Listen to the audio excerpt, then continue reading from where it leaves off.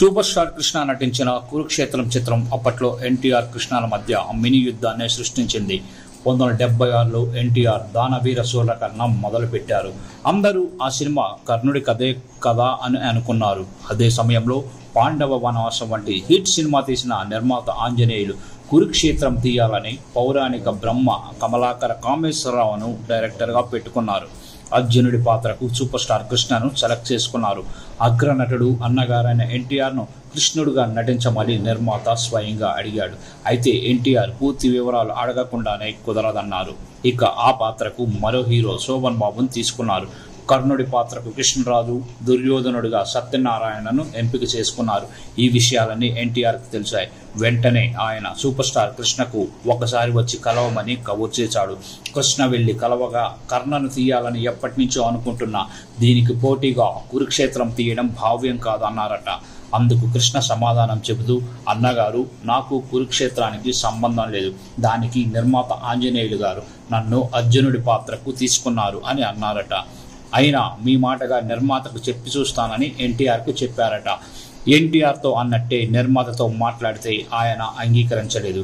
ఇప్పటికే సెట్లు వేశాం, అందరి దగ్గర కాల్ షీట్స్ తీసుకున్నాం, కాస్ట్యూమ్స్ రెడీ చేశాం, కొందరికి అడ్వాన్సులు ఇచ్చాం.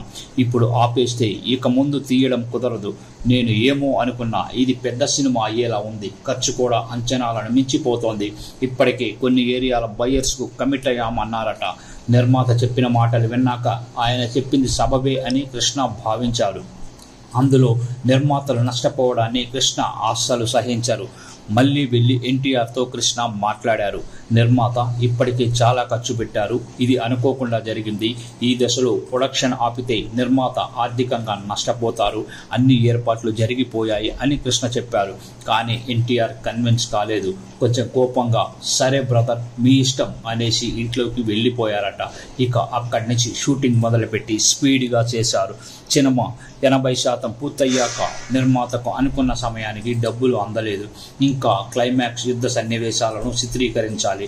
చేతిలో కొంత సొమ్ము మాత్రమే ఉంది. దాంతో ఆయన టెన్షన్ పడుతుంటే సూపర్ స్టార్ గమనించారు. ఏమిటి అని అడిగితే విషయం చెప్పారు. కృష్ణ ఏమాత్రం ఆలోచించకుండా, మీరు ధైర్యంగా ఉండండి, నేను చూసుకుంటాను అని ప్రొడక్షన్ పనులు ఆగిపోకుండా పక్కాగా జరిగేలా చూశారు. యుద్ధ సన్నివేశాలను రాజస్థాన్లో తీశారు. 5,000 మంది జనం, 50 ఏనుగులు, 600 గుర్రాలతో భారీగా సీన్ తీశారు. ముఖ్య నటులందరికీ జైపూర్లో వసతి. ఎక్కడ ఏ లోటు జరగకుండా కృష్ణ ఆధ్వర్యంలో షూటింగ్ జరిగింది.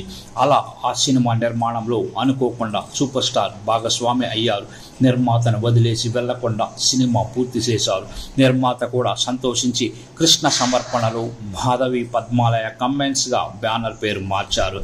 పోస్టర్స్లో సినిమాలో అదే పేరు కనిపిస్తుంది. ఆ రోజుల్లో దాదాపు ₹1 కోటి ఖర్చు పెట్టి కురుక్షేత్రం సినిమా తీశారు. 2 సినిమాలు 1977 జనవరి 14న విడుదలయ్యాయి. ఎన్టీఆర్ కర్ణ కంటే సాంకేతికంగా కురుక్షేత్రం బాగుంది. అయితే పౌరాణిక చిత్రంలో పద్యాలు లేకపోవడం కురుక్షేత్రంకు మైనస్ అయింది. శ్రీకృష్ణ రాయబారం పద్యాల హక్కులు ఎన్టీఆర్ దగ్గర ఉన్నాయి. శ్రీకృష్ణ అవతారం సినిమాకు ముందే చెల్లపిల్ల వెంకట కవులు రాసిన పద్యాల హక్కులు ఎన్టీఆర్ కొన్నారు. డివిఎస్ కర్ణకు అవే ప్లస్ అయ్యాయి. ఈ సినిమా విడుదలకు ముందు ప్రివ్యూ షో చూసిన విజయ చక్రపాణి కృష్ణతో, కర్ణ అంటే కర్ణుడి కథ అనుకున్న, కురుక్షేత్రం మొత్తం చూపారు ఎన్టీఆర్. పద్యాలు ఎన్టీఆర్ నటన సినిమాకు ప్లస్ అవుతాయి. మీ సినిమా కూడా బాగుంది, అయితే కర్ణ ముందు తేలిపోతుందేమో, 1 నెల ఆగి రిలీజ్ పెట్టుకోండి అని సలహా ఇచ్చారట. అయితే సూపర్ స్టార్ అందుకు ఒప్పుకోలేదట. వాయిదా వేసుకుంటే ఎన్టీఆర్కి భయపడ్డానని అనుకుంటారు. ఎన్టీఆర్ని చూసే సినిమాల్లోకి వచ్చా. ఈ రోజున ఆయనకు పోటీగా సినిమా తీసే స్థాయికి ఎదిగా. సినిమా ఆడితే కృష్ణ విజయం సాధించాడు అంటారు, లేదంటే ఎన్టీఆర్ చేతిలో ఓడిపోయాడు అంటారు అని చక్రపాణి సలహాను సున్నితంగా తిరస్కరించారట సూపర్ స్టార్ కృష్ణ. అక్కడ ఎన్టీఆర్ కురుక్షేత్రం పోస్టర్ చూసి అగ్గి మీద గుగ్గిలమయ్యారు. అక్కడి నుంచి ఇద్దరికి కొంతకాలం మాటలు లేవు.